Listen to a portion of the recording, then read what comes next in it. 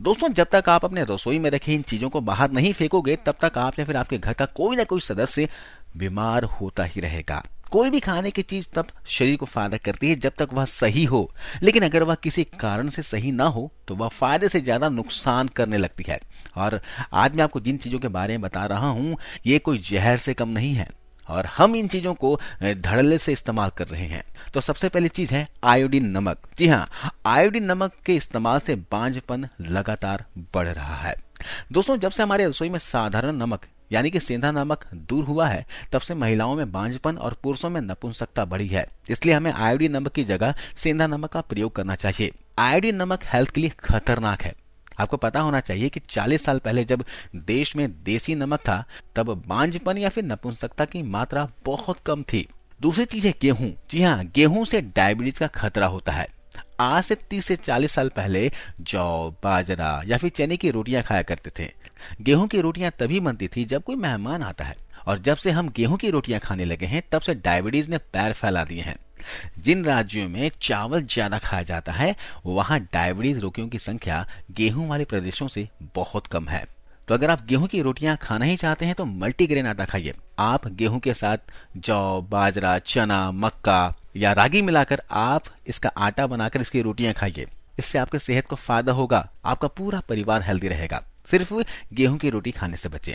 तीसरा है पॉलिश्ड चावल। जी हाँ, इससे अर्थराइटिस होता है। आपने देखा होगा कि घर के बड़े बुजुर्ग या फिर गांव में आज भी हाथों से कूटा हुआ चावल खाना पसंद करते हैं। उससे कोई नुकसान नहीं होता था। सेलर मिल में चावल के ऊपर वाली पौष्टिक परत उतारकर ड्रग कंपनियों को भेज दी जाती है, उसे बेच दी जाती है, और जो चावल बच जाता है उसे हम खाते हैं। इस वजह से अर्थराइटिस के मरीजों की संख्या लगातार बढ़ रही है। इसलिए हमें बिना पॉलिश वाला चावल ही खाना चाहिए। आप जब भी बाजार में चावल लेने जाओ तो बिना पॉलिश वाला ही चावल लेकर आना। चौथी चीज है मैदा। इससे कब्ज होती है। मैदा शरीर का बहुत बड़ा दुश्मन है। यह हमारे पाचन शक्ति को कमजोर कर देता है, यह आंतों पर चिपक जाता है और डाइजेशन को बिगाड़ देता है। आप तो जानते ही हो कि कब्ज सभी बीमारियों की जड़ है। ज्यादा कब्ज होने पर हार्ट अटैक और ब्रेन हैमरेज की शिकायत भी बढ़ जाती है। इसलिए मैदे से बनी चीजों को जितना हो सके अवॉइड करें। दोस्तों, शरीर के सबसे बड़े दुश्मनों में से एक रिफाइंड ऑयल है। जो लोग रिफाइंड ऑयल यूज करते हैं, उन्हें हार्ट अटैक होने की ज्यादा संभावना रहती है।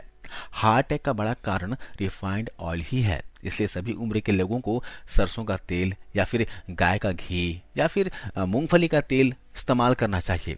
इससे घुटनों और जोड़ों की बीमारी भी नहीं होगी। आप में से ज्यादातर लोग घर के बाकी सब्जियों के साथ साथ आलू रखे होते हैं, है ना?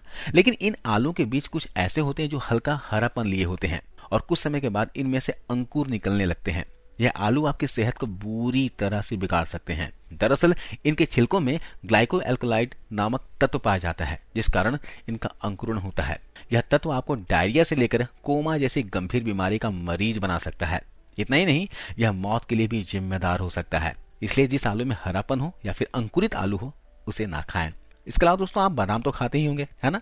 बादाम दिमागी सेहत और त्वचा के लिए फायदेमंद होता है। लेकिन यदि घर में रखे बादाम का स्वाद में जरा भी कड़वापन है तो यह आपके लिए हानिकारक साबित हो सकता है। दरअसल बादाम का स्वाद कड़वा होने का प्रमुख कारण उसमें हाइड्रोजन साइनाइड की उपस्थिति है।